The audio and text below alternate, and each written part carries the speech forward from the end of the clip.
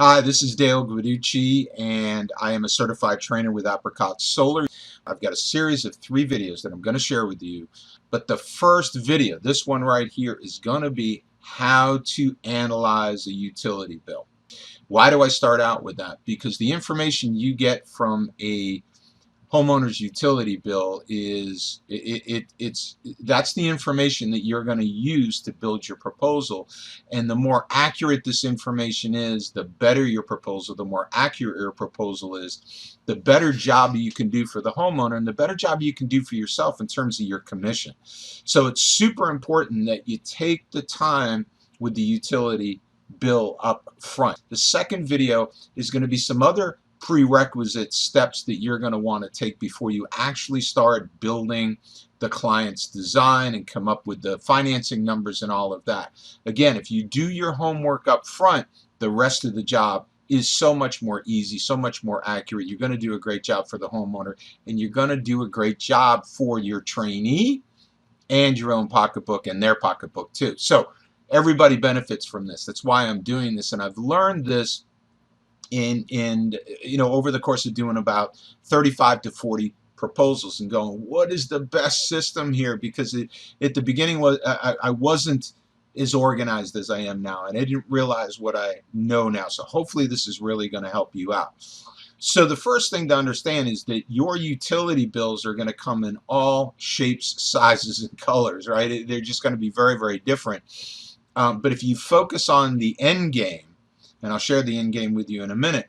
If you focus on the end game and you start looking at a utility bill with the end game in mind, then you are going to be able to take what information that you get off of a utility bill and be able to extrapolate that, use that information, and build a great proposal.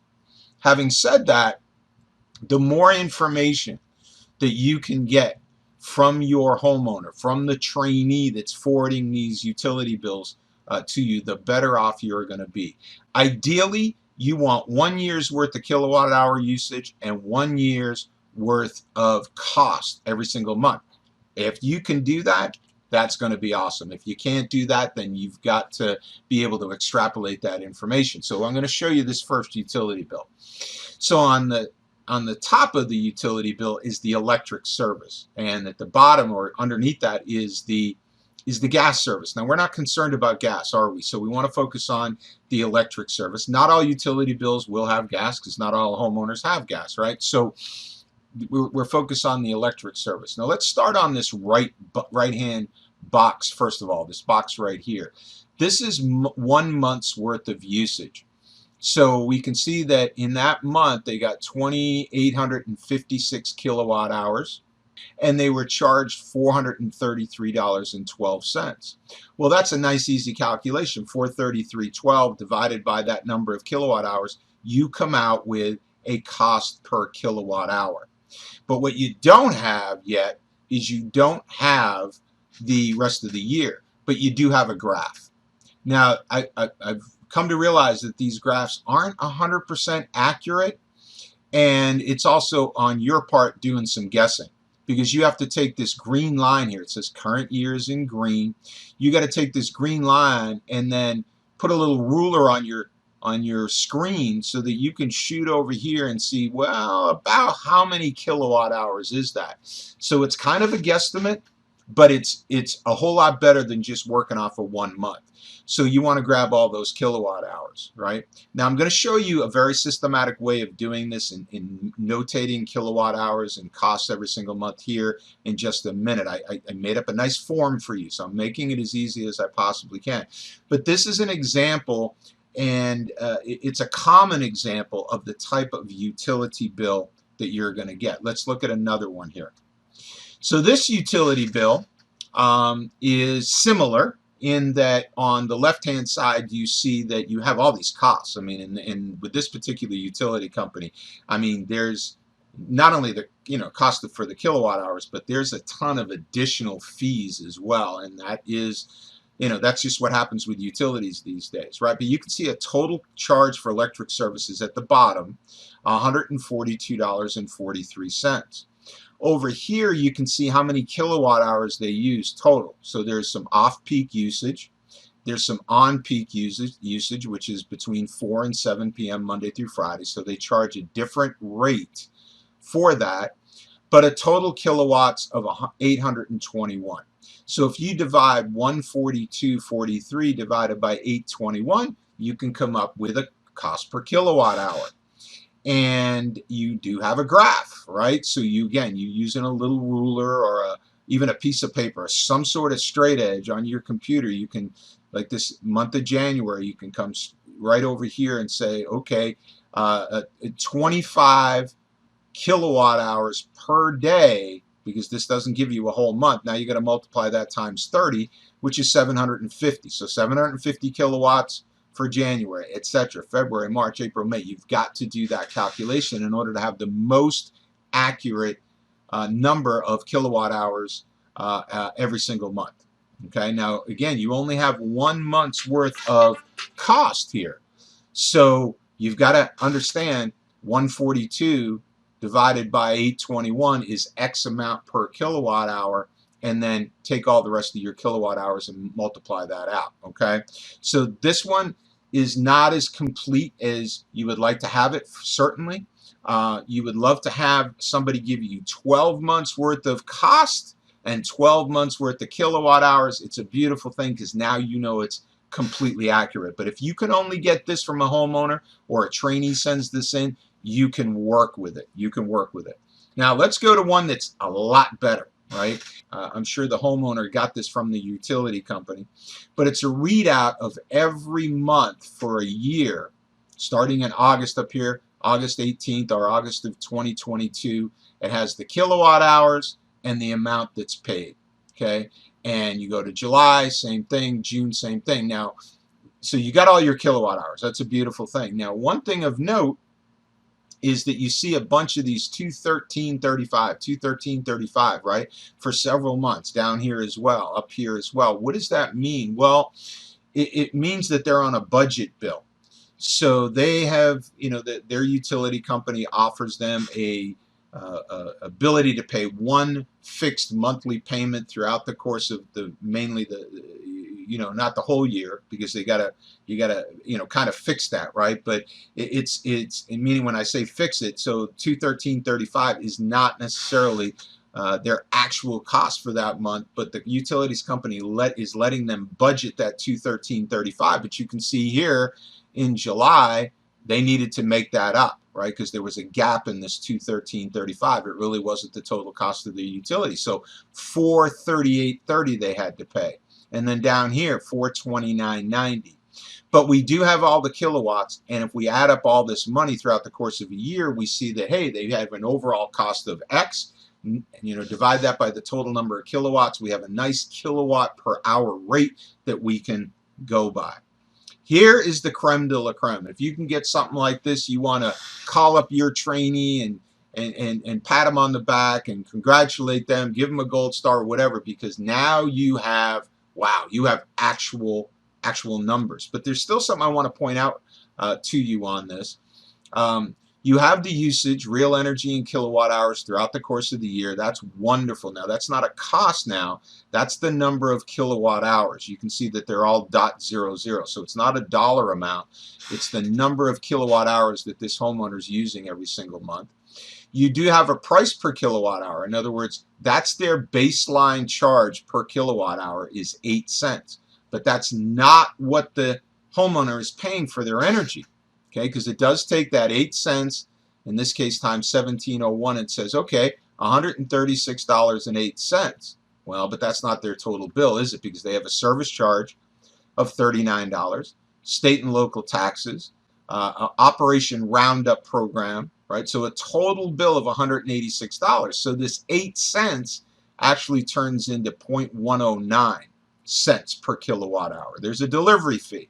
It's like getting something from Amazon. You pay 25 bucks for it, but there's a $10 fee, right, to deliver it. So you're not paying 25 bucks for it. You're paying 35 bucks for it. So that's the cost of that item, because you had to pay to get it to you. It's the same thing here. You got service charges, fees, etc. So this 1.09, it may sound like not much, right? It's only less than 3 cents more per kilowatt hour, but that's 36% more. It's a 36% increase in what they're paying.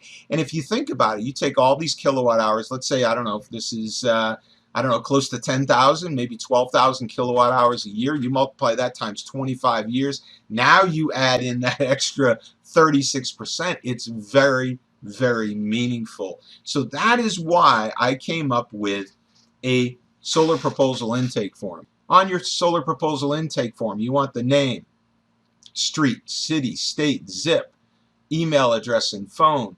And the reason why you want to have that stuff is because if you have this form on your desk, as you're building out your proposal and building out your presentation, you can input this stuff right from your form. You're not bouncing from screen to screen. Where did I put that, etc. Okay. You want to put the trainee's name. Okay, so it could be Bob, the trainee that sent you this one, or Mary, the trainee that sent you this one. You want to know who is the trainee that sent me this person over here. Okay, the utility company, very, very critical that you know who the utility company is. For once you get inside Aurora, you need to choose the utility company. And I'll show you in video number 2 how you can find out all about this utility company, or as much as Freedom Forever knows about this utility, and whether it's net metering or not. Now, I'm not going to get in the weeds on net metering right now, but you want to know if it's net metering. You want to know if the utility company is actually paying a retail rate for excess energy production by a solar system. Now, are they paying 12 cents a kilowatt back to the homeowner if the homeowner's paying 12 cents a kilowatt for energy, or is it less than that? Some utility companies say they do net metering. It's really not what net metering is, because it's a very, very discounted rate that they pay back to the homeowner. So you want to make note of that right here on this sheet. Then you want to take your utility bill, okay, and I'll show you here in a second how we've done this, and you want to put your costs in kilowatts in and add them up, and the idea is to come up with a cost per kilowatt hour from the homeowner's utility bills. Okay, and the reason why you want to do that is because in the Aurora system, once you choose the utility company, in this case Georgia Power, you got to understand that software is supposed to, or they want, the ideal situation is for that software to know every utility company in the country, and there's thousands of them, and what rate per kilowatt hour they are charging your customer. Okay, so kind of a needle in the haystack a little bit in terms of coming up with the cost per kilowatt hour for your customer. But where isn't it a needle in a haystack? It's not a needle in the haystack if you got the information from the utility bill. You know it's 17.11.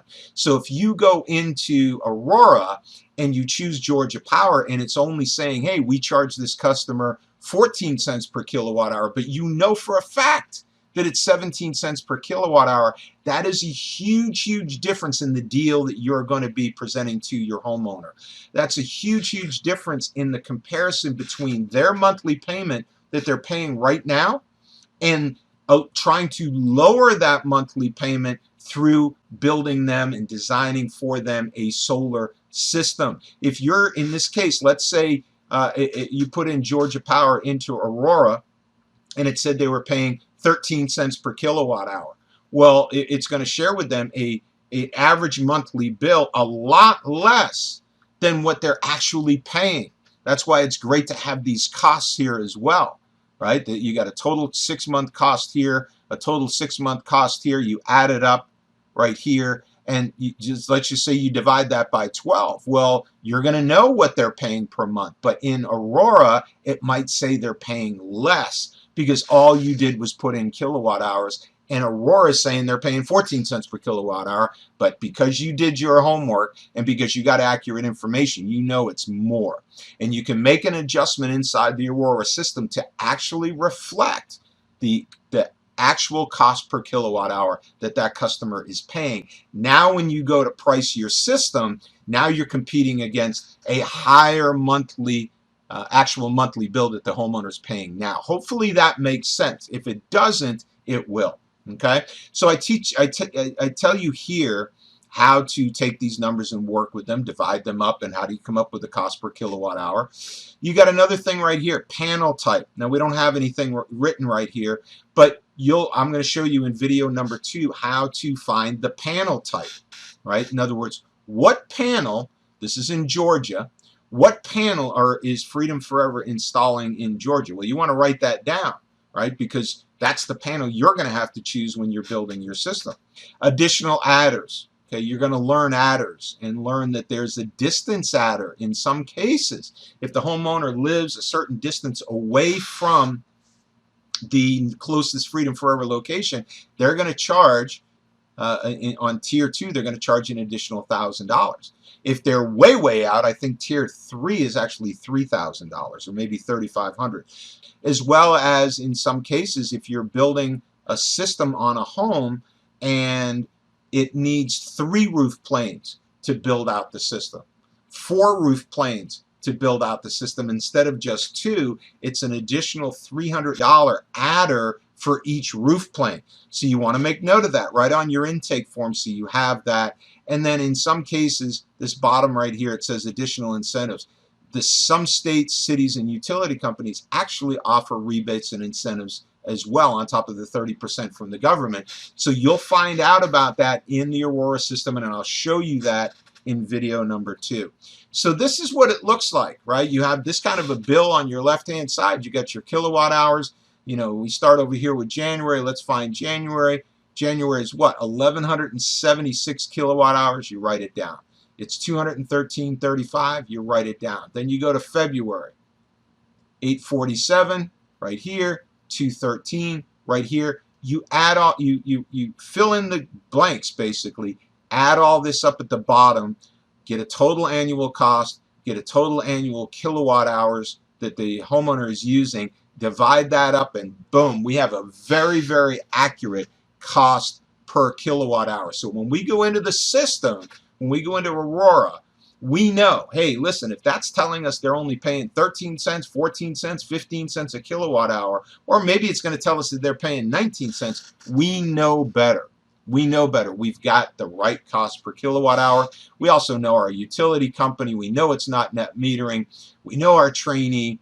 We know that we've got a distance adder that we've got to put in to the deal, and we know we've got some multiple planes here, a third plane. We got to add $300. We are set to now build a design. So that's video number 1. Video number 2, I'm going to tell you how to find out about Georgia Power, how to find out about the state of Georgia and what's going on there and things that you need to be aware of. I'm going to show you the adders. We're going to show you some additional, where you can find out if there's additional incentives and so forth. And then video number 3, now that we've gathered all our information, now we're going to go on and we're going to build a design on a house. We're going to cost it out, and we're going to get our numbers ready to put into a presentation format that we can now go to the homeowner and make our sale.